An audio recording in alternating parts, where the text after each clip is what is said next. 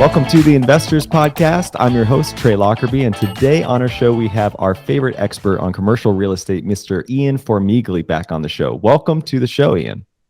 Trey, thanks for having me back. It's always a pleasure to come in and talk to you. Well, last time you were on the show, it was around August of 2021, and the market was doing some interesting things. It was starting to bounce back a little bit, multifamily especially, but the commercial offices were lagging a little bit. But something interesting happened in the back half. What happened with commercial property sales and the rest of the market? How did it perform? Yeah, so in the second half of that year, it was just tremendous growth and resurgence in the market. I mean, when we were speaking, we were seeing, when we spoke last time, in 2021, that we were starting to see some movement, and it was improvement in the market. It just hadn't really started to accelerate as much as we had previously maybe thought, but it more than made it up for it in the second half of the year. And so when we ended 2021, it was just a historic year for the market across, multiple measures. From starters on a volume side, we ended the year with $809 billion roughly of total transaction volume. And that's according to Real Capital Analytics, the group that I had mentioned during our last conversation. That was an 88% increase year over year from 2020 volume. So just a huge comeback year for the commercial real estate industry. So when we break out that volume and look into it, you would see that multifamily, as we probably all get, was the dominant sector. That was accounting for about 42% of all deal activity, which translates to about $335 billion. That was also a record. So from there, the other asset class that we've all been speaking about, and it was no surprise, was industrial. That had the next most transaction volume. That showed up about 21% of total deal volume, about $166 billion. Also a record. So just a huge year for those two asset classes. All the other sectors pretty much then chopped up the remaining $308 billion of total deal volume. And it was interesting to see, hotels bounce back. They had $44 billion of total transaction volume. So not huge, but, coming off of 2020, where they essentially did nothing, it was tremendous to see that asset class start to partake again. And then office even actually bounced back, had $139 billion of total transaction volume there as well. And, from a returns perspective, 2021 was just equally astounding. We track Green Street's commercial property price index, for example. That's the CPPPI. And prices increased 24% in 2021, with significant price appreciation basically spread across most real estate asset classes. The highest appreciation that we saw last year was in self-storage at 66%, and followed by industrial at 41%. So just from a pricing perspective, just huge momentum in the market last year. And then in terms of locations, Dallas-Fort Worth Metro was the number one market for transaction activity.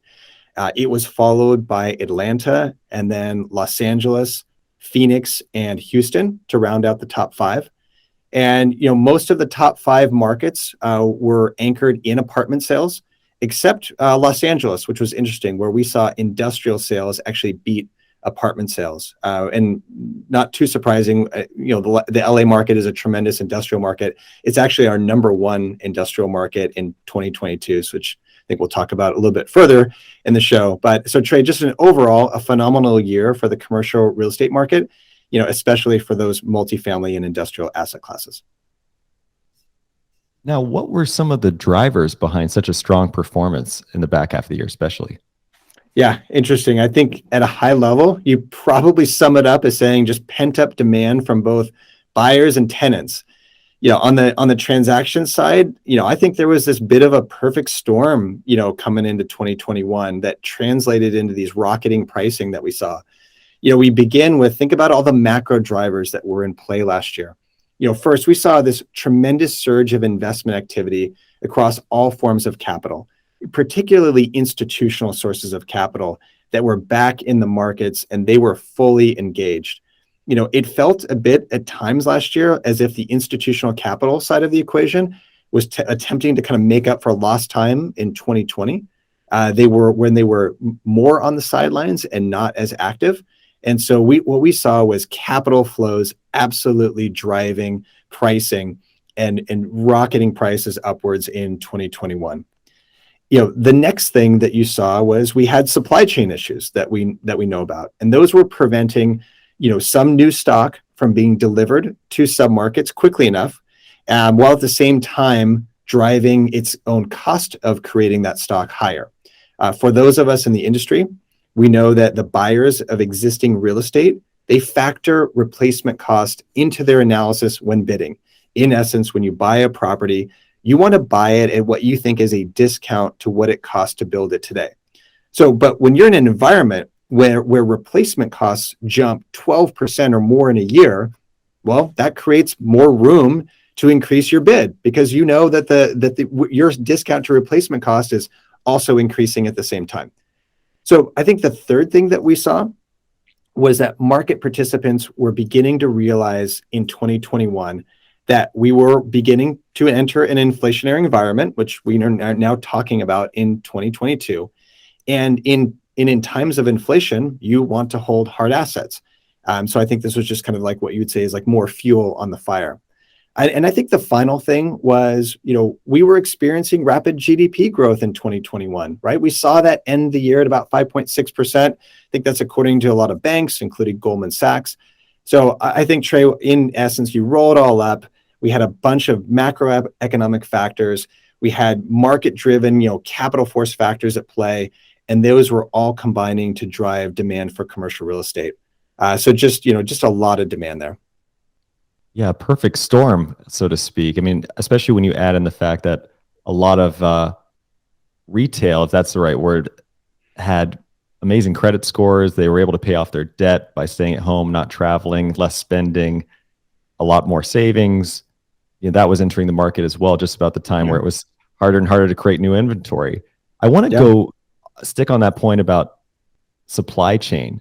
There's been a lot of discussion about labor shortages and supply chain constraints in almost every aspect of the economy. How has it affected the commercial real estate investing space? Yeah, I think, from a real estate investing perspective, there's a few things that we've been watching as it pertains to labor shortages and supply chain constraints. A few things come to mind, I think, on the risk management side, as well as one other thing that comes to mind in terms of new investment opportunity. So I'll explain what I mean on both fronts. From a risk mitigation standpoint, I think the first thing that stands out to me when reviewing deal flow is understanding how labor shortages may affect project timelines on new development. For any new development deal that we look at, we have to consider that delays in timing, they're costly. So one item that we tend to hone down on when reviewing a ground up deal is assessing the probability that the developer can deliver the project on time. And one key ingredient for doing so is having confidence in the general contractor.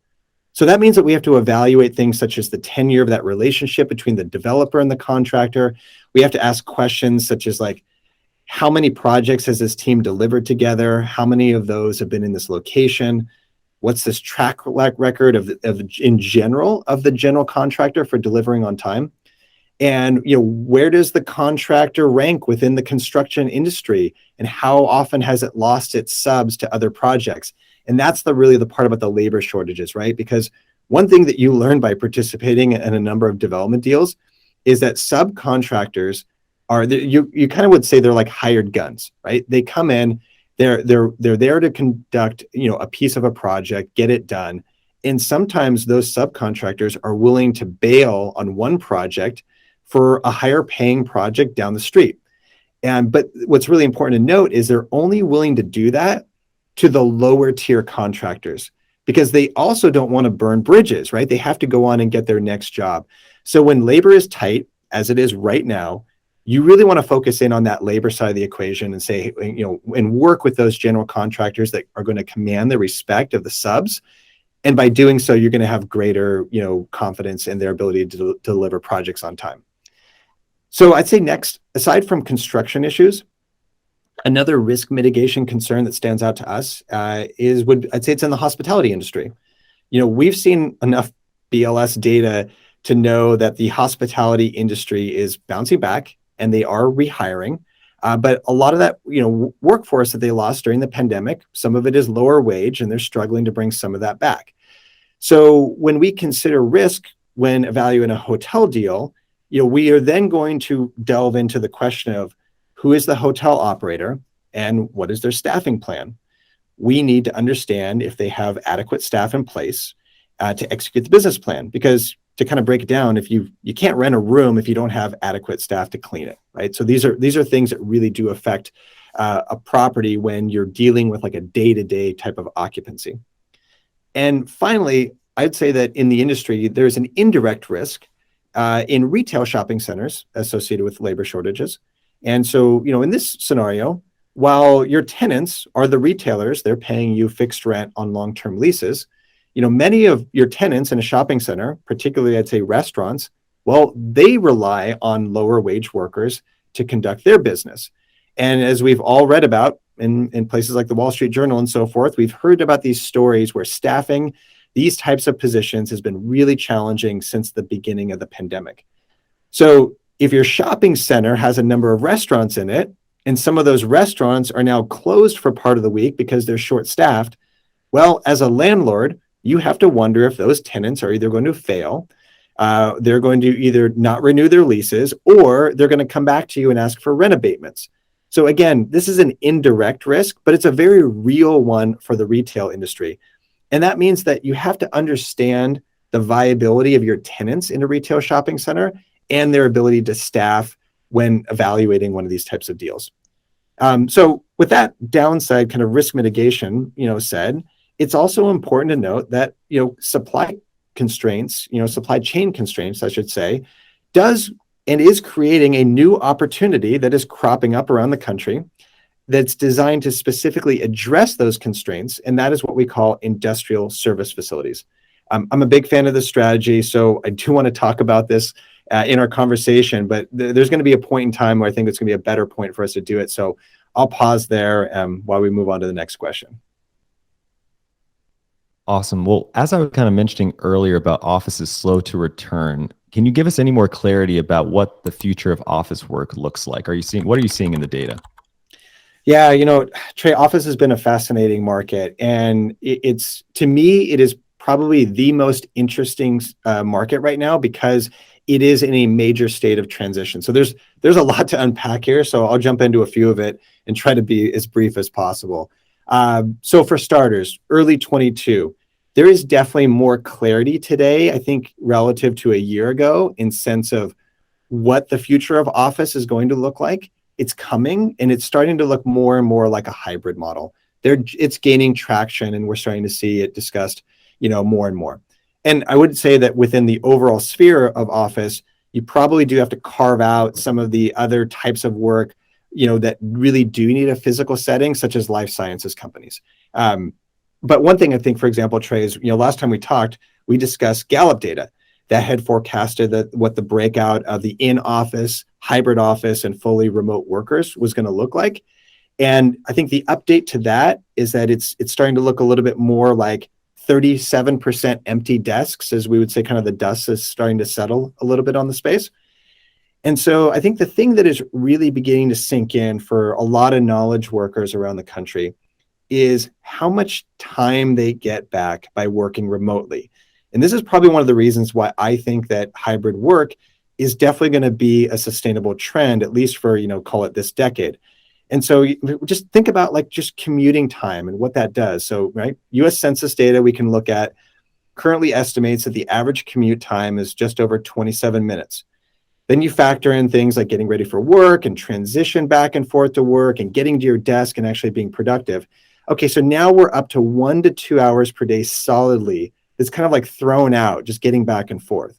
So over the course of the year, that's 6 to 9 weeks, right? That's a lot of time for people that are busy. So you got to ask yourself, how many people are going to be willing to just give back 6 to 9 weeks of this newfound time just because the pandemic is over? And I think the answer is nobody is really willing to give all of it back. I think a number of people are willing to give some of it back, but the willingness to give it back is going to be really, I think, contingent upon the experience of what they go into the office and what they see when they get there. And so, and when we look at the market today, I think the kicker here is in the jobs posting data. So according to a recent report published by Greenstreet, you can now see that roughly 1 out of 6 job postings on LinkedIn are remote. And that was compared to 1 out of 67 in March of 2020. So pretty big difference. And then furthermore, there's another website called Ladders, and they're tracking that roughly 20% of high-paying jobs are now remote. So I think the bottom line is if the jobs are now being advertised as remote, I think they're going to get staffed remotely, and I think we're going to have a lot more remote workers in the years ahead. So I think what that does is that increasingly makes us kind of bullish on infusing the hybrid office model into our office investment thesis. And it's important to note that a growing hybrid office model, it doesn't necessarily mean doom or gloom for the sector. It just means that it's changing. And I'd say that we view office right now as being in this important state of transition that will tend to reshape, I think, the industry over the coming years. But it's just it's a really fascinating time to see like how that transition is taking place. And I think an important thing also to point here to Trey is that, as we know, office utilization rates vary depending upon location. I think that is also an important part of the equation as to what office looks like in 24 to 25 as things start to stabilize. So to me, what that suggests is that certain markets, the more highly utilized ones, they're going to start to feel more similar to 2019 in the future, and while other markets continue to feel a little bit more like 2021. So there's a group called Castle Systems. They track a lot of data in terms of the office space.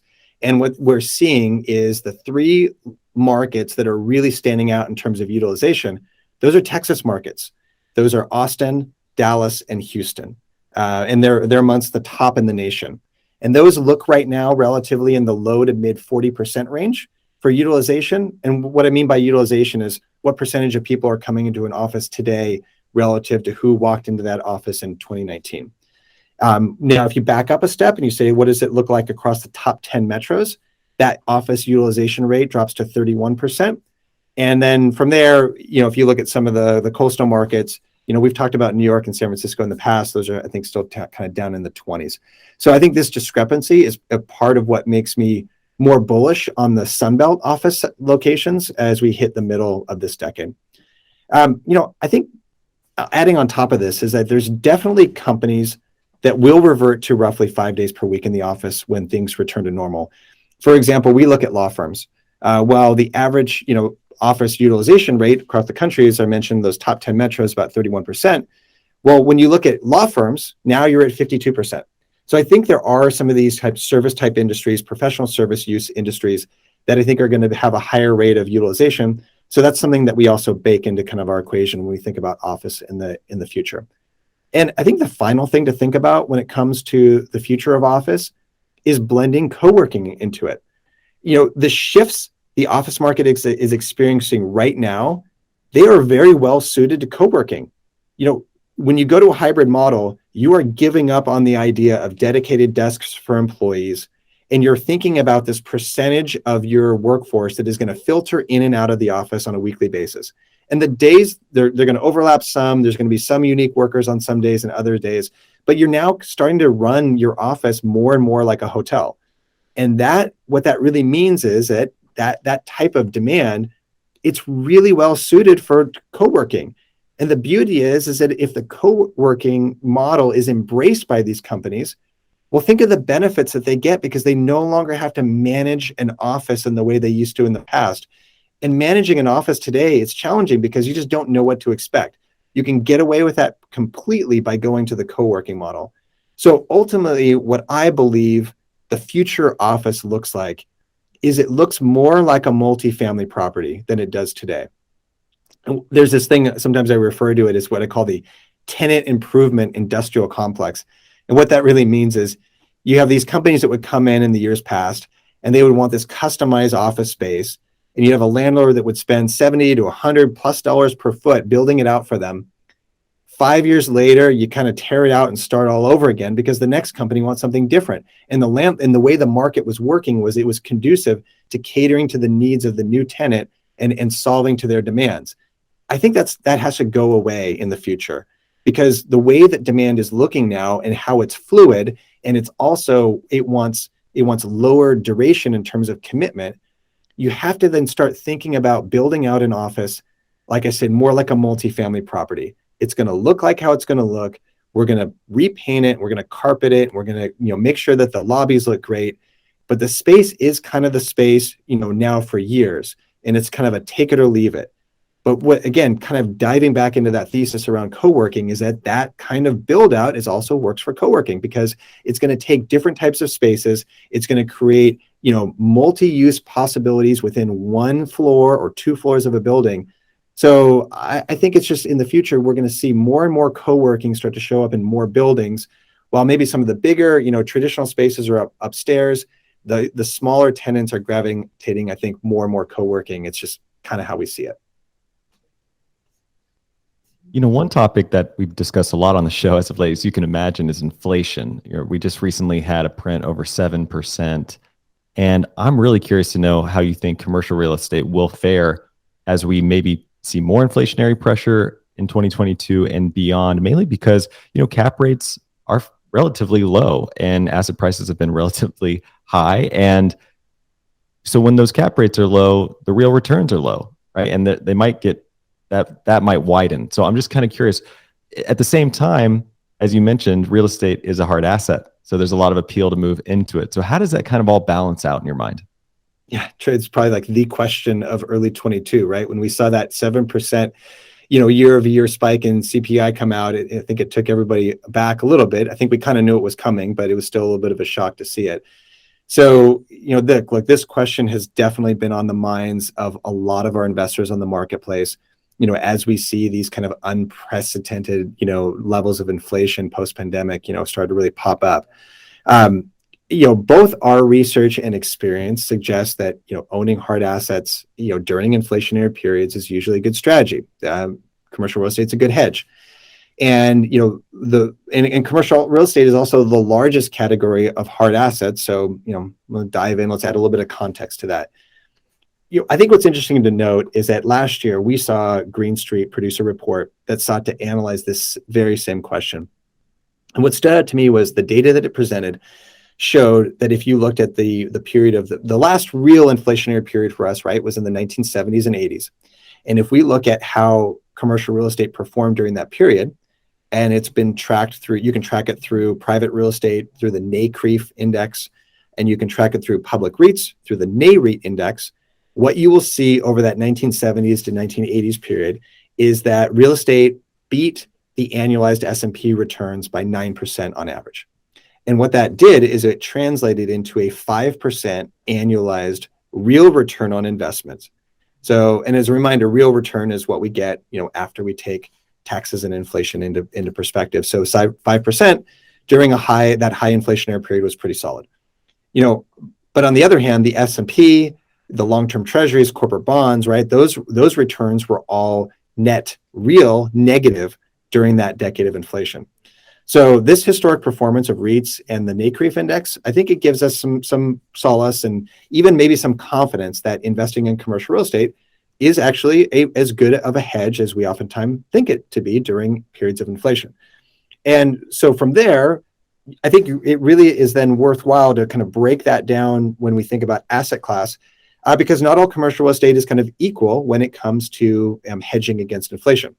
And so, what I mean by that is that if we think about the most inflation resilient and dynamic asset class, well, what you're doing is you're taking the analysis of the duration of the lease. The shorter the lease term, the more resilient. The longer the lease term, the less resilient. So what would be the number one most resilient asset class? Well, hotels. They get mark to market daily. They can rapidly adjust in times of inflation and kind of garner what you can get at every period of month as inflation ensues. On the opposite side of the spectrum, well, the most, I'd say, inflation, like non-resilient asset class, I would be something like a 30-year triple net lease on a Starbucks or a Walgreens, right? That lease has been signed up years ago. The lease bumps are all baked in. If it was signed up a couple years ago, that lease term, well, it was assuming a low inflationary environment for like the next 30 years. So you'd probably want to avoid that type of asset. Now you've got everything in between. So, what looks closer to hospitality, Well, multifamily apartments, right? Because we've got 1 year lease terms. They're constantly coming up on renewals month by month throughout the year. So you can mark to market, to keep pace with inflation and grow rents. We saw that in 2021, right? Massive rent growth in multifamily, up double digits nationwide, while we saw some markets as high as 25 to 30%. From there, you're going to get into probably something that looks like, multi-tenant office. Those are 3 to 5 year terms. So you're going to have probably 15-20% of your building turning at any given time. It's not as, resilient as something like multifamily or hospitality, but it's also not the end of the world. Industrial is going to be a little bit longer, right? We're going to see 5 to 7, 10-year lease terms in industrial. So I'd say that when in an inflationary environment, industrial is going to do fine. It's always doing fine. It's doing great right now, but you probably want to look at what's your weighted average lease term. So I think that's kind of a good way to look at it in terms of, asset class by asset class. I think the final one is retail. Retail is going to also have a little bit longer terms, 5 to 10 years. Sometimes those lease bumps in retail, they can go out 4 or 5 years before they bump up. So again, when we think about inflationary environments, we're probably going to look at a retail deal and dive into that rent roll and say, who's rolling? How does it look? When do the rent bumps occur? But overall, it's commercial real estate, as we've seen, and we feel confident in it, it's a good hedge against inflation. I'm just curious about this, but you mentioned the multifamily boom, and I'm seeing that in your data. I have this question around the chicken or the egg, right? Because obviously, are investors looking at multifamily as an opportunity to go in and take on, this new ownership of the building, which then allows them to essentially raise the rent prices or gives them an opportunity to do so? Are they seeing a increase in wage inflation in the area, meaning they're studying the demographics around that certain location, and they're saying, hey, people can afford higher rents, there's the opportunity? Or is that the chicken or the egg? Or, which comes first? Yeah, well, okay. So yeah, the answer is I think it all blends together, but it probably starts a little bit more with the rent growth, because, when you go in and buy a multifamily property, you're looking at the demographics in place, you're looking at what the asset is doing, how it's performing, and also when markets really run, you're going to look at, and we literally will do this in a deal that we look at today, if it's an existing asset. What was the rent achieved on a unit type today and 6 months ago? And if that unit type just rented for, just called $100 more per month today than it did 6 months ago, then what we have confidence in is not necessarily that it's going to rent for $200 more tomorrow, but that the 6 month ago lease really is $100 behind the market, because you have proof points positive in your deal today of what is achievable on a unit by unit basis. So what you do then is that, to your point on when you think about wage growth, now you're taking a deal, you have a confidence in what you can charge today. You can get more confidence by doing some additional analysis and saying, hey, look, if I improve units and I make them nice, I make them as nice as a property down the block that just is renting another unit next door to me for, $200 more than me. Can I get that rent if I make my unit look nice? The answer, if you can get to that analysis, maybe yes. But then from there, you got to get to that demographics. Now we're going to get into that level of the wage growth, because what you can know today is, hey, within my 1 mile radius, my 3 mile radius, my 5 mile radius, like what are the incomes in this location? And as we know, like paying rent it tracks relatively to a percentage of what you earn, right? You can't spend all your money on rent. You can only spend up to a certain part. And it's going to range, so when we think about affordability, affordability is 25% of your income. Yes. Affordable, 30%, possibly. Yes. When you get into, urban metros, you get into the biggest markets like New York and San Francisco, you see that go up to above 40%. You always have to put it in the context of kind of like what in this location of the country, on average, what are people spending to live?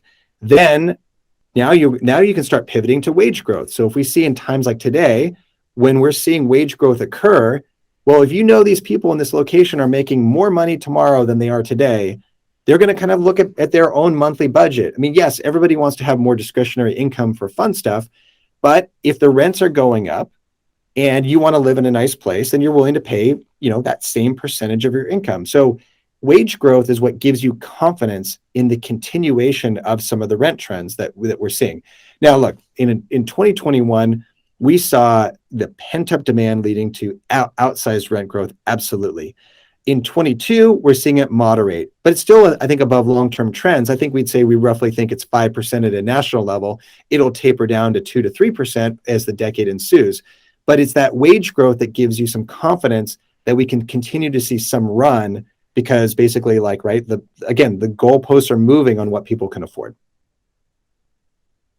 All right, I love it. I talk to us about this idea about the rising appeal of niche asset classes. Talk to us what describe Yeah. what a niche asset class is, and what are the best opportunities that you're seeing in the space? Yeah, this is so these kind of niche asset classes has been something that we've been paying attention to on our marketplace for years. We've been hugely into them. They actually have been outperformers on the marketplace, so they kind of actually do perform while they're interesting. And so I think right now, I'd say there's like three types of deals that we really particularly like. So I'm just happy to jump into them. So first, life sciences. Life sciences is a sector that we continue just to see tremendous growth in. We're huge fans of it at Crowdstreet, absolutely. And Trey, I said that what got us excited about life sciences when we were really digging in and getting behind, 2019, we were really studying the space. I'd say it's, kind of early, heading into the pandemic was when we got really excited about the space, just kind of coincidentally. And it was the demographics and what was occurring in the space that really stood out. So just to dive into that part about it, right? What's widely known that we all get is that we have an aging population. So over the next decade, the 65 and older population will increase by more than 30%. Now, add on to that the fact that the 65 and older population, on average, spends 3 times the amount of money on healthcare as younger cohorts. So then we take that and we add on top of that the fact that we have this, trend in data that's proving out that baby boomers, they're wanting to live healthier, more active, and longer lives. They're demanding more solutions to help them do that. So in essence, we have this major demographic movement that's underway, and it needs R&D real estate to support it.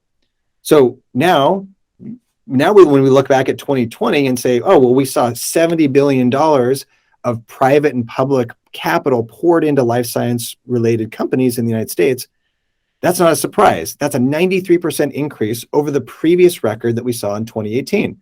So again, VCs and private equity, they follow the demographics, and the demographics are saying, spend money on figuring out how to help this aging cohort live happier, healthier, longer lives, right? So that money is now propelling life sciences sector along this exponential trajectory path, and then I think the anecdotal kicker here for us was we saw what happened during the pandemic to say, hey, when you dump a bunch of money into mRNA, you can get COVID-19 vaccines faster than we ever thought possible before. So I think we have this added spotlight to what's possible when you focus money and in efforts on treatments. So the speed at which vaccines were rolled out, right? It's just a testament, I think, to the success that's possible in this field. And investors, real estate investors and private equity investors, VC investors, they're all taking note and they're all kind of doubling down. So now to the question, right? When we think about, okay, so where do we like for this niche asset class?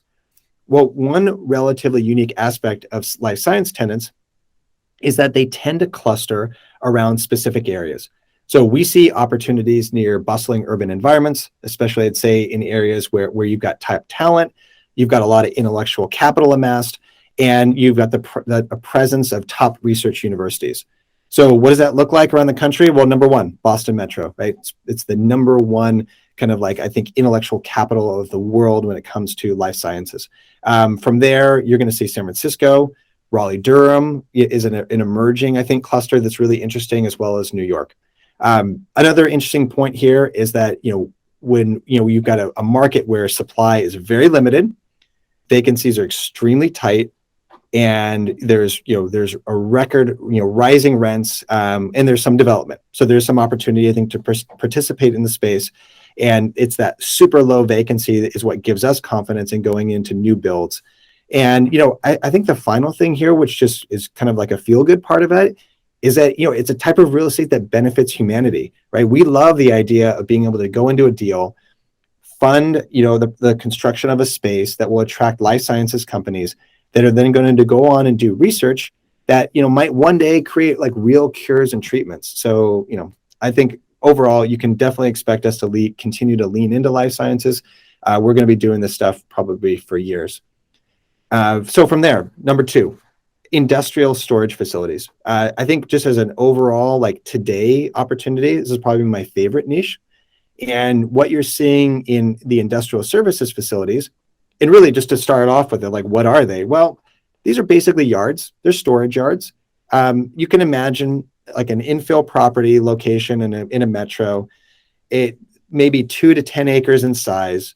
You're going to throw down some gravel, fence it in. You might possibly erect like a simple storage structure on it, but not even necessarily. It's really parking for stuff.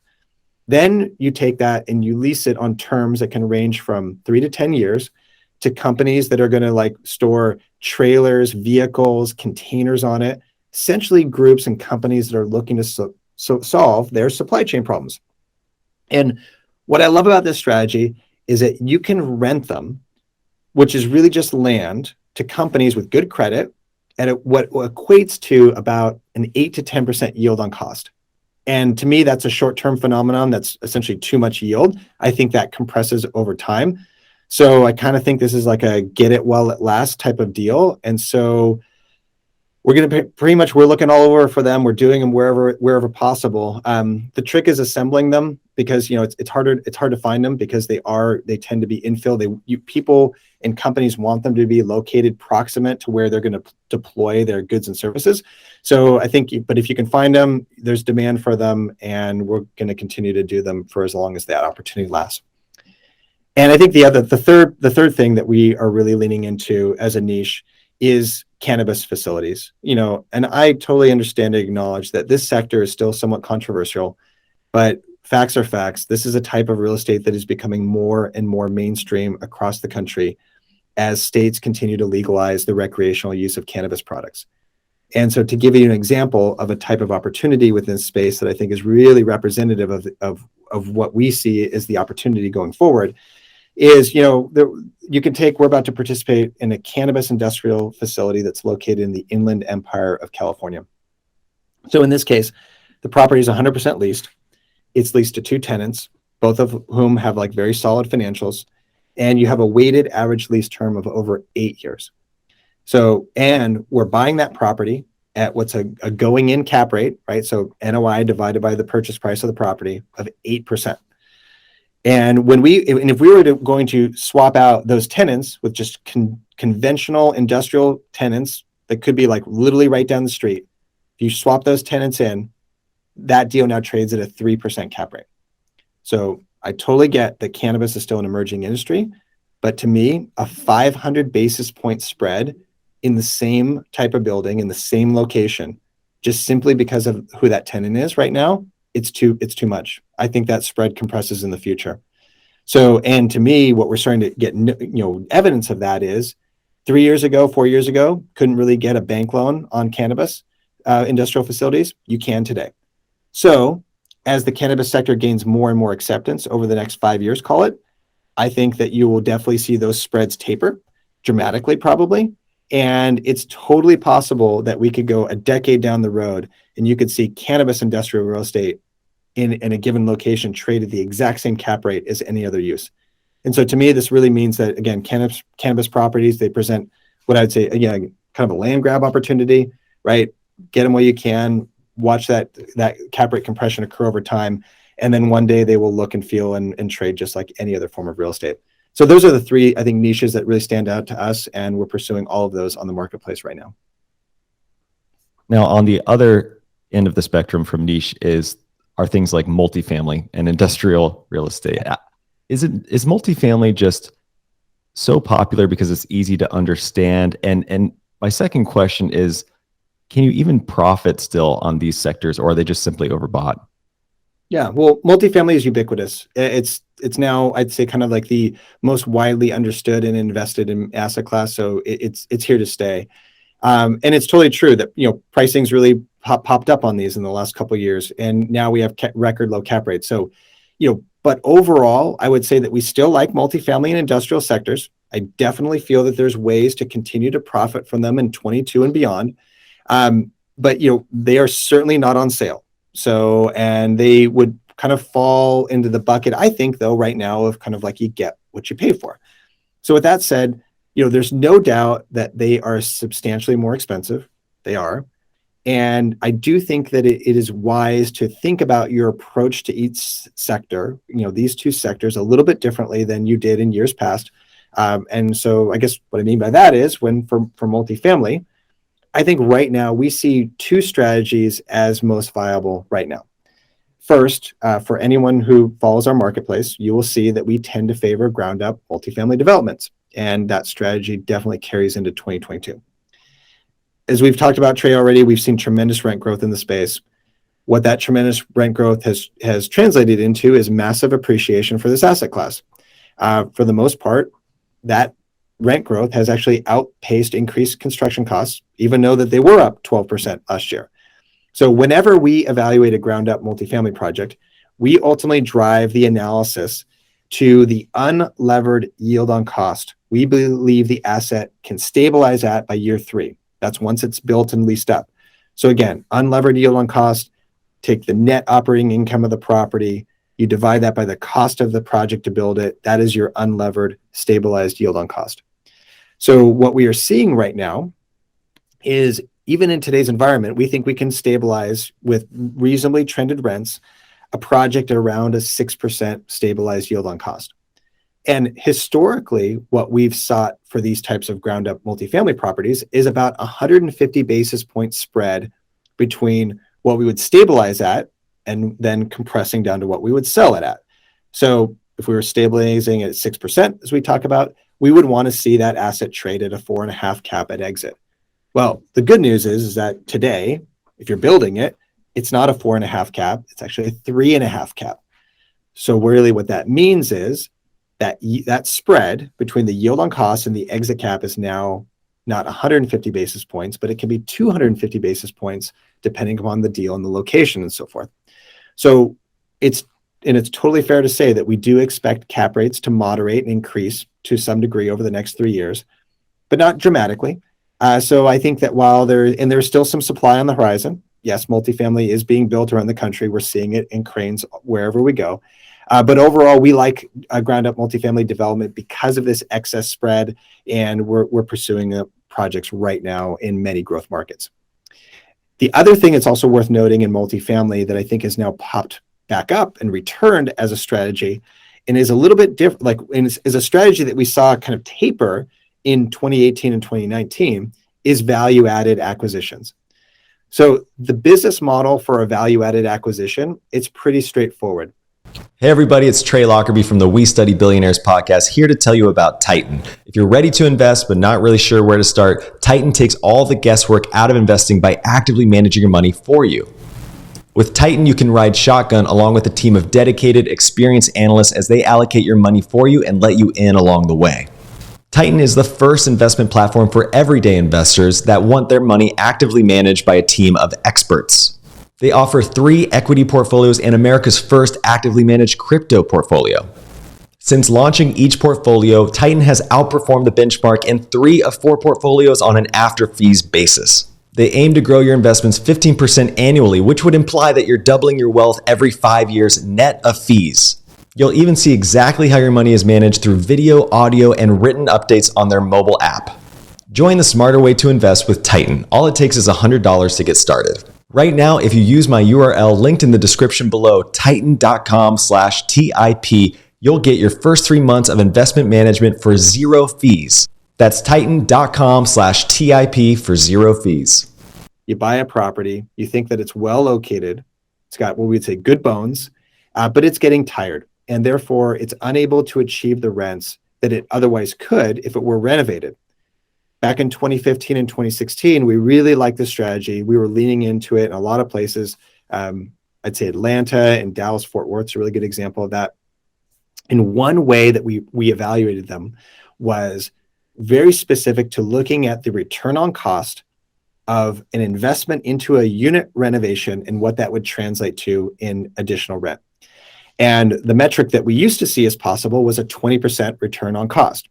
So to quantify that, really what that means is for every $10,000 that you would invest into improving the unit, you wanted to see about a roughly $165 per month increase in rent. And in 2015 and 2016, absolutely that type of investment yielding that additional rent was achievable. Then what we saw was that later in the cycle, that return on cost tended to taper. It was tapering down to the low teens. And by the time it hit the low teens, I think we were kind of a little bit, not, bloom was off the rose a little bit, kind of, so to speak, when it came to like, do we really like this strategy? We were then more pivoting a little bit more towards development at that time.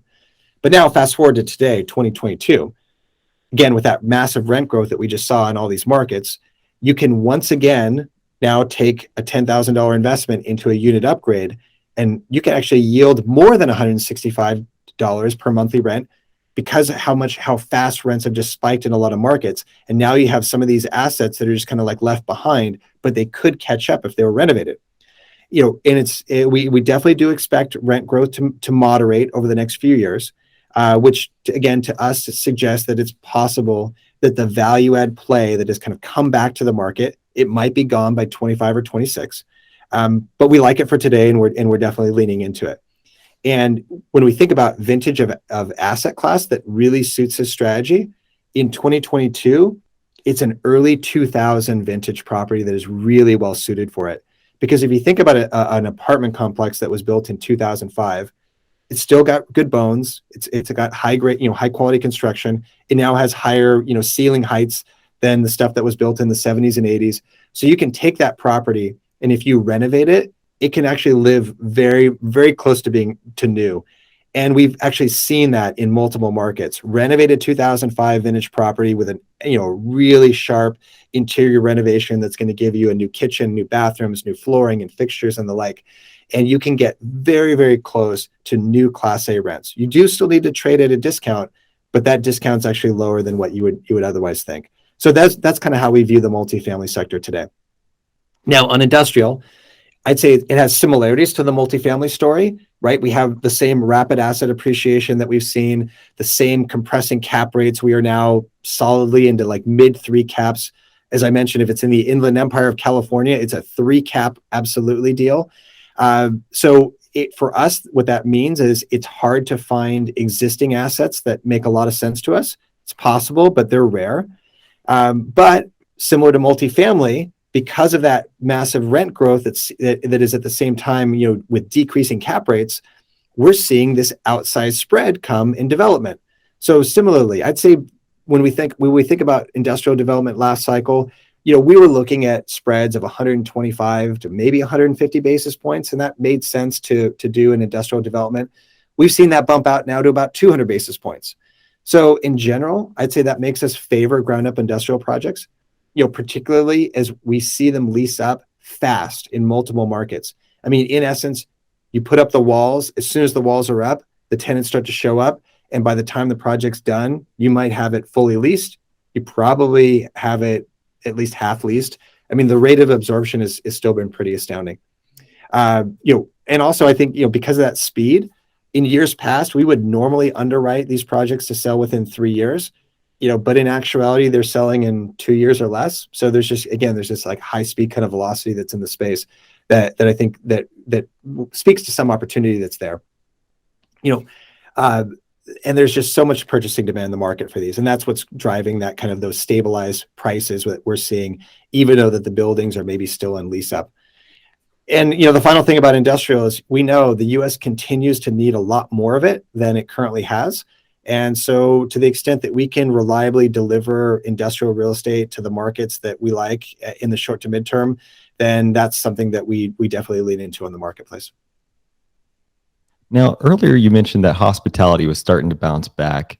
What markets do you think will bounce back the fastest, assuming that we'll finally be able to move past COVID over the next, say, 2 years? Yeah. Hospitality industry has been fascinating to watch since the pandemic. As we know, it was brutally hit. It did bounce back pretty strongly in 2021. And for 22, we definitely see continued recovery for the sector. But with the acknowledgement of there's a possibility of some bumps along the way. And as when I talk about 2021, right, we do what is now known is that we marked the beginning of the recovery for the sector, and that's important for the sector going forward because you do need a base to build off of. And also, what was interesting even in 2021 was, if I rewind to last year, we were moderately bullish on some resurgence in the space. Assets were trading at lower levels than they were relative to 2019 pricing, but we were optimistic that things were going to start to look a little bit better for the space. What was surprising was we had performance in July of 2021 that set a new record. So to quantify that, so for example, we track occupancy and daily rate numbers that are provided by STR. So STR being the nation's leading data source for the hotel industry. So when you look at the STR RevPAR reports, now RevPAR, which really stands for it's revenue per available room. That's the product of average daily rate and occupancy. You'd find that the hospitality sector, right, it hit its high, pre-pandemic high, back in July of 2019. It was just under $100 at $99.48. It then got completely wiped out during the pandemic. It bottomed in April 20 at this brutal number of $15.61. And then it started to perk up a little bit. And then back in July of 2021, which was a surprise to, I think, everybody, was that it set a new monthly all-time high of $99.95. That was double of what it was a year before. So I think we were all expecting some recovery in 2021. I don't think any of us were really expecting to see record RevPAR, on a monthly basis hit that year. I think a lot of us were thinking it was going to be 23, and some people even thought 24. So it's important to note that the market did start to bounce back. So I think that's what makes us reasonably bullish on the hospitality sector in 22. But it's also fair to say that, look, it should expect some volatility to remain in the sector until we really get post-pandemic. So now, if you are able to kind of take a deal and bake some level of uncertainty into it for this year, and buttress it with some things like excess operating reserves, I think you have a pretty good deal, and those are the kind of deals that we kind of look for in the marketplace. So and I think, so Trey, to kind of talk about your question, so where do we like it? We like it first and foremost in Charleston. We're most bullish on that marketplace. We see a lot of momentum coming to it.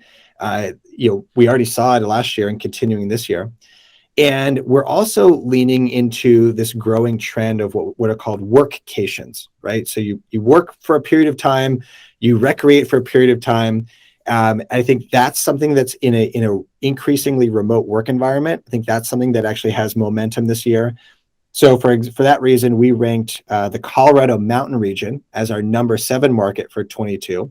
I do think that mountain towns are great places to kind of blend this work and recreating. So I think you're going to see some continued demand for those types of spaces. And, and overall, you can see all the rankings on which markets we like and where we like them and how we like them in our 2022 Best Places to Invest report, which is available on the Crowdstreet marketplace. So I think to sum it up, Trey, the fuel that drove this first phase of the recovery in the hospitality sector in 2021 was, I think, stronger than expected. I mean, that was obviously largely thanks in part to the summertime surge in travel. To me, this puts some winds in the sail of the hospitality sector, expectations of continued recovery, and I personally think that by the time we hit towards the end of 23 into 24, that's now new record-breaking year for the market. So as long as we can find deals that are kind of well thought out in terms of navigating some of the remaining uncertainty, then I think you've got a great story for great returns in the years ahead. So I'm an entrepreneur, and I have this thing where every time I drive down a street and I see a for lease sign on a building, my mind instantly goes, what could I do with that? What could that be? Right. And as I've been driving around, this is totally anecdotal, but as I've been driving around my neighborhood, I'm seeing more and more just for lease signs on almost every street. It feels like retail has been almost left for dead. Is it dead, or are there opportunities, flying under the radar here? Yeah, this is the interesting one, because I feel like retail has just been overly beaten up in the press. Headlines drive perspective, and I think in this case, that perspective is somewhat disjointed with reality. I like the retail sector in 2022. I think it's been overlooked since the beginning of the pandemic, because of all that negative press that's out there. And, I think what's been happening in retail, can be summed up during an interview. There was I like to watch the Walker webcast. I'm a fan of Willie Walker. Recently, he had a guest on by the name of Frank Cepedes. And what Frank points out is during the interview, he points to some Department of Commerce data. And what he also mentions is that how there is this liberal methodology that's applied when quantifying online sales. And so the story that he pointed out was, for example, if you buy something online and you pick it up in a store, it counts as an online sale. But you went to that store, right? And you went to that shopping center. So what that tells me is that fundamentally, online sales in this nation will tend to be overstated relative to reality, while brick and mortar sales will tend to be understated. And because and there's actually probably like reason behind that, because brick and mortar, it's not a great emerging story. It's a been there story, and online is the emerging story. So we even want the story to kind of go in the direction, right? The narrative wants to overstate the online story. Not to say that online's not growing, because it is, but I think there's definitely a little bit of nuance here that's worth, delving into. And so what part of made me moderately bullish on retail right now, it even traces back to what we saw within our portfolio during the depths of the pandemic. And so what I mean by that is when we headed into the pandemic, we saw, occupancy levels in our retail portfolio that were high. The weighted average lease terms were in excess of 5 years. And what that translated to was that the assets in the portfolio had really robust debt coverage ratios. And as you know, like one of the things that if there's one way to lose money in real estate, it's not being able to pay your mortgage. If you can pay your mortgage, you can kind of always see yourself through to the other side of a bad time in a cycle and eke out either a good, okay, some sort of return. It's when you can't pay your mortgage is when you might have to give the keys back at the bottom. So pandemic hits. We saw, we heard that news out there, collection ratios dropped to roughly 67% nationwide. But what we saw was that good assets. So when we looked into our portfolio, if you had a well-leased property, your debt coverage ratio going into the pandemic for a lot of these shopping centers was about 2.4x, right? 2.4 times the debt coverage ratio that you needed in net operating income. Then you take this hit on 33% of your collections. Well, what you're left with is a debt coverage ratio that's about 1.5. That's enough to pay your mortgage. You have funds to conduct tenant improvements, and you even have some reserve cash flow. And that was in April of 2020, like the worst time in our memories of what it would be like to own a retail property. So now fast forward today, that stress is burned off. In addition, it's also you absolutely have a scenario where the pandemic served as a bit of a forcing function. Some of those those weaker retailers, they did exit some of the centers around the United States.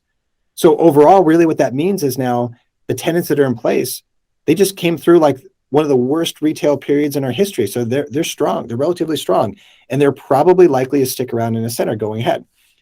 So then you take that environment and layer onto it, look at some data that was recently published by the IHL.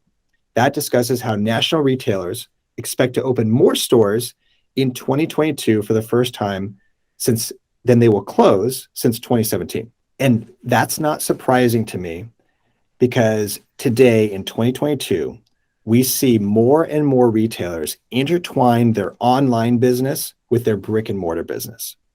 And then second, right, according to CBRE, we can look back at Q3 of 2021, and we saw that all retail asset classes experienced positive absorption, and that reduced the overall retail availability to a 10-year low of 5.9% in Q3 from the previous 6.2% in Q2. So really the point there is that the fundamentals are coming back. And the final point about retail here, which I think is fascinating to think about, is just the optics, right? So from a cap rate perspective, the retail sector is valued on a cap rate basis, kind of like a dinosaur industry with little hope of growth. And and what I mean by that is that while a good multifamily property or a good industrial property, as we've talked about just a minute ago, while that's a 3.5% cap rate deal if it's stabilized, an equivalently good retail center in a same location is going to be valued around a 6% cap rate. And that's a big spread, right? That's 250 basis points of spread. And if retail continues to grow, its percentage of sales that are driven by e-commerce, but in a brick and mortar intertwined kind of hybrid environment. And if retail continues to grow its percentages of sales in brick and mortar locations that are driven by its e-commerce platforms, isn't it possible in the years ahead that we begin to view retail more in the perspective of something that feels a bit like last mile distribution? Maybe it's last half mile distribution, right? And if we begin to realize that this retail outlet is just this kind of differentiated form of delivering goods to a location, will it really continue to trade at a 250 or maybe 300 basis point discount to industrial? I don't think so. And that's why I think that there's hidden value in retail right now. So if you're generally bullish on the commercial real estate sector going forward, what risks do you see in the market if it's not things like inflation, for example, or otherwise, that could pose a threat to the growth of the industry over the next few years? Yeah, I mean, look, my overall perspective on inflation is that I think it does abate over the next few years. I think it's got a period of time, and again, provided that interest rates kind of move up in lockstep, I don't see it as as something posing a major threat to it. If it gets out of control, that's and the wheels fall off, that's where there's some risk. So, roughly speaking, look, we all kind of think there's 3 to 4, rate bumps coming in the next year, 25 basis points each. If the 10-year treasury is sitting at 2.5% this time next year, that's probably overall a good thing for the industry. Rates have been probably too low for too long. If we think about risks, I mean, to be totally honest, probably the risk that I see is as kind of the outlier that could come back is political risk. To be totally honest, like I think our economy is strong. We're looking at roughly 4% GDP growth this year. We continue to be the market where the world wants to invest in. So I think from a macroeconomic perspective, trending down to microeconomics and market rate driven perspective, I think there's a really good runway here. I think that we're a little bit disconnected from the strength of our economy and and our political system. It's not great right now. It's too polarized. It doesn't work together to get stuff done. And so I think that would be the thing that could derail us. And so that's probably the one thing. It's something that is completely outside of our control. So for the most part, but if that's what I would say as a perspective is hopefully it doesn't play into diminishing markets, but it's probably the one thing that might kind of set us back a bit. Now, are you referring to the recent FOMC meeting, for example, where they're talking about tapering liquidity and raising interest rates? And do you have any opinion on how that's going to affect the market over the next, say, 12 months?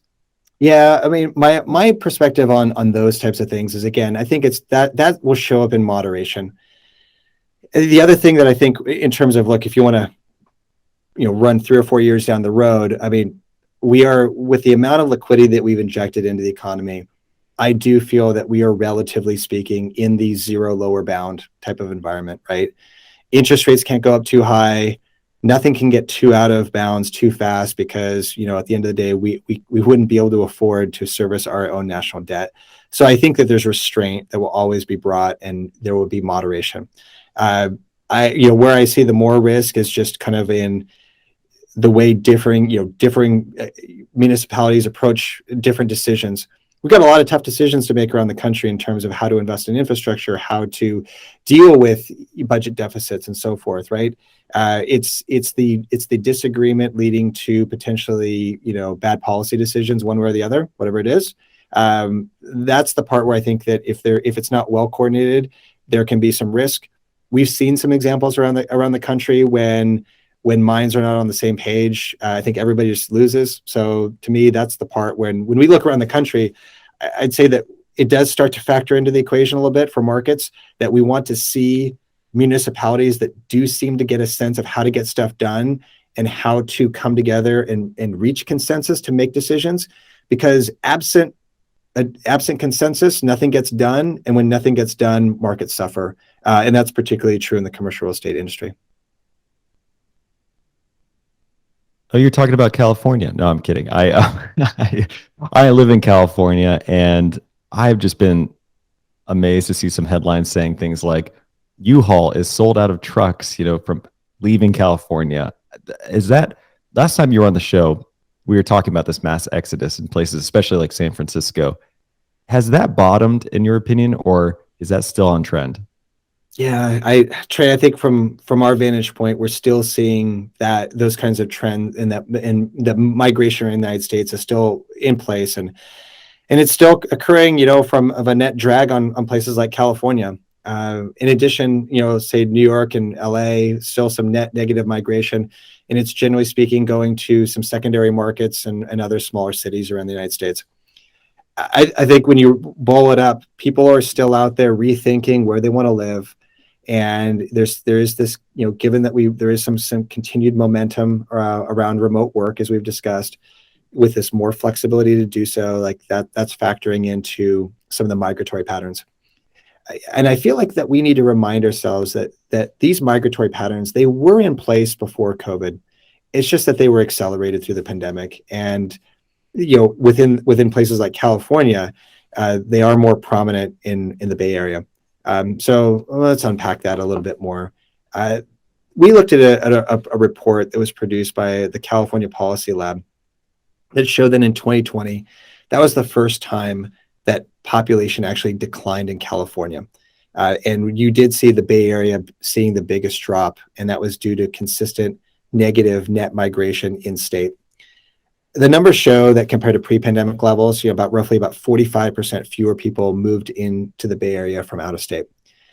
And there has been this consistent trend for the last 2 decades of fewer people moving into California. I do remember we've discussed previously, and we did talk about that whole the U-Haul phenomena you discussed. I remember at one point during the pandemic, it was 8 times more expensive to rent a U-Haul from San Francisco to Phoenix than the reverse trip. Same trip, reverse direction. So you did know, and you saw that people were moving out of California, and they were going to places like Phoenix, they were going to Texas, and they were going to Idaho and the like. But the number one destination for people leaving San Francisco has been Austin, Texas.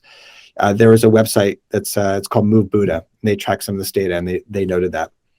And again, just pulling it back a little bit, it's just goes back to the bigger picture of the reshuffling of the U.S. urban geography. Since the pandemic, this is going to continue on for years. I think absolutely. We're always on the move. It'll trend down over time, but there's maybe a little bit of bump right now. And so one data source similar to the U-Haul story that you referenced a minute ago that I look at every year, I love to read the United Van Line study. Comes out, at the beginning of the year. So they just published the 2021 report, and it tracks years. I think it's great to look at when you want to talk about net migratory trends, van lines, moving companies, they're a great data set. So 2021 report by United Van Lines showed that the largest net outflows from state to state were Illinois, New York, Connecticut, and California. And the largest inflows, right? So who were the net beneficiaries? They were Vermont, Florida, the Carolinas, Tennessee, and Idaho. A bunch of other states too, but those are some of the ones that stood out. And Trey, I think just to finish this thought, there's definitely continued migration out of major metros right now. Fewer people are going into some of these dense areas. It's starting to change though. I mean, we are starting to see some urban renaissance. We are actually bullish on multifamily, for example, located more towards the urban core. I think we saw, there's a little bit of the tide went out. Tides, I think, is starting to come back in. That's more of a intra-metro migration trend. So, we're not really talking about in and out of the state as much as we are kind of talking about in and out of the city. But overall, I do think that things will tend to normalize over the next few years, and I think even normalize to some degree for the Bay Area. And despite the headlines, we've already seen occupancy and rent bounce back in places like San Francisco. And, at the end of the day, places like San Francisco, they're still a great city. They got a ton of intellectual capital. And so I do see better days ahead for it and other markets that are like it. But we're going to have to, it's going to take a little bit more, I think, towards the middle of the decade for that to feel normal again. All right, I have one last question for you, and it's about Crowdstreet specifically. When I was on the platform looking around, I noticed something, and I was just going to get your thoughts on it. CrowdStreet is a marketplace, but you also are an advisor. So I was kind of curious to know how you distinguish the difference depending on depending on the listing that you're offering. This is a great question, Trey. And I think the answer to it sheds light on what I think is the core value proposition of our business. CrowdStreet begins and ends with our marketplace. It's the lifeblood of our business. So when we sought to launch the advisory side of our business in 2018, it was always centered around the idea that it would strengthen our marketplace while offering investors just an alternative path to investing through CrowdStreet. And so to take that from top to bottom, when we evaluate a deal at CrowdStreet, it begins as an evaluation for a marketplace offering first. It's after we go through that entire process. And if we approve that deal for the marketplace, it's at that point that we canvass it against our own discretionary sources of capital. It's from our funds and our privately managed accounts. And if it looks to be a fit for any of those fund mandates or the mandates within the privately managed account, it then runs through separate processes. One is an investment committee that I'm a member of. The other is through IWS advisors who canvass through the privately managed accounts. And then we review it for potential allocation from those sources of capital. And it's through this second lens. Okay, now we're acting as fiduciaries, right? We've already approved the deal for the marketplace. Now we're going to look at if we're going to ask questions like, is this a good fit for this fund? Does it provide the diversification that we're looking for from a geographic standpoint, from an asset class standpoint, from a sponsorship standpoint, right? We are fiduciaries at the fund level, so we're going to make that decision. If there's 5 of the same type of deal that are coming through at the same time, and the fund is really going to only have the potential to allocate prudently to 1 or 2 of those, then we're going to choose between those 1 or 2 of those 5 deals. But the point is that it's based on the strength of the marketplace. That's the deal flow. That's why investors actually come to CrowdStreet in the first place. I'm biased, but I think we have the best deal flow in the country. And it was when we realized that we could do over 100 deals per year repeatedly that it dawned on us that we have the opportunity to create really interesting investment vehicles that just weren't eligible in other places, because we're leveraging 250 plus relationships all over the country to then bring in over 100 deals, trending to 150 deals probably or more this year. And then that would give us the opportunity to then divide that capital and allocate it efficiently over such a robust number of opportunities that it would ultimately translate into an investment vehicle that looked unique and looked compelling. And so that's the strength of the advisory side of the business. And I think one last point really illustrates this well is that when we look at a single deal,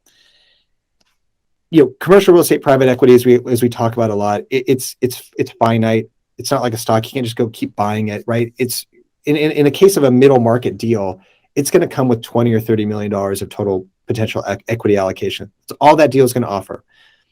And what's important is that as we grow and scale our marketplace, the best sponsors out there, they have ample choices on how to capitalize their project, right? So they do want to see an element of certainty of execution in their capital partners, in their capital solution. So they come and bring us a deal.